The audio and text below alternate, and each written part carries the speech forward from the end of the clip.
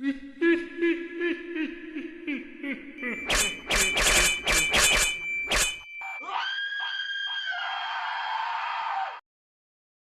Number 210। Night duty से लौटने के बाद मैं अपनी कार को पार्क करने के लिए पार्किंग में आया।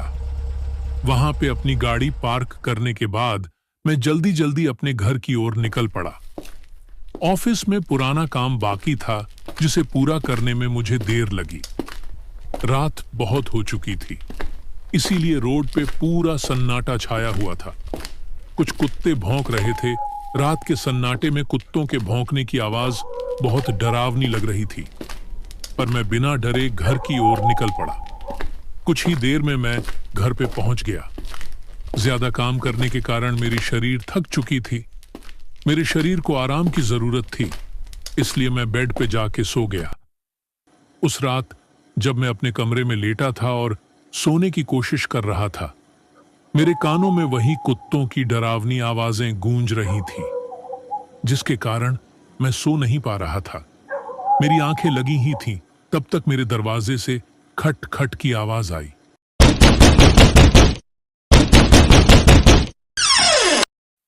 मैं नींद से जाग गया। मैं उठकर बेड पे बैठ गया। मैं डर गया था, पर हिम्मत करके मैं दरवाजे की ओर चला। धीरे धीरे मैं दरवाजे के करीब आया। मैं बाहर जाना नहीं चाहता था, पर मैं देखने के लिए घर के बाहर चला गया, पर बाहर कोई नहीं था। मैं वापस घर में आया और वापस अपने कमरे में जाके सो गया। अगली रात जब मैं अपने नाइट ड्यूटी के लिए निकला, मैं अपने कार में आकर बैठ गया। अपने कार के हेडलाइट को चालू करके मैं स्टीयरिंग को घुमाते हुए अपने ऑफिस की ओर निकल पड़ा। मैं दूसरे शहर में शिफ्ट हो गया था, जिसके कारण मैं अपने घर में अकेले ही रहता था।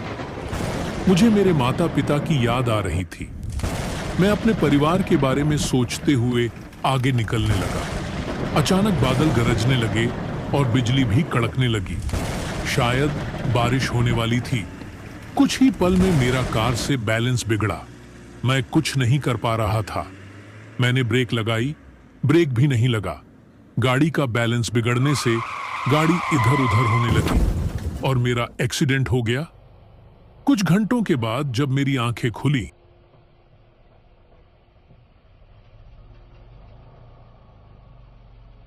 मैं रोड के किनारे पड़ा हुआ था। मैंने अपने जेब से फोन निकाला और अपने बॉस का नंबर डायल किया।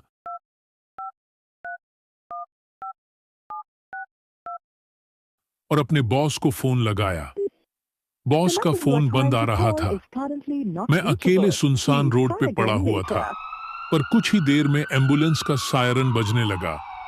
मेरा चेहरा खिल उठा। शायद वो भगवान का फरिश्ता था। एम्बुलेंस आकर मेरे पास रुकी। उस सुनसान रास्ते पे एम्बुलेंस के सायरन की आवाज दूर दूर तक सुनाई दे रही थी। 2 नर्स मुझे एम्बुलेंस में लिटाकर हॉस्पिटल लेके जाने लगे। मुझे चोट कम लगी थी, पर मैं डर सा गया था कि अचानक ब्रेक का न काम करना मुझे समझ नहीं आया। मैं उस सन्नाटे से भी भयभीत हो गया था जो उस खाली रोड पे छाया हुआ था। कुछ ही समय में एम्बुलेंस हॉस्पिटल पहुंच गई।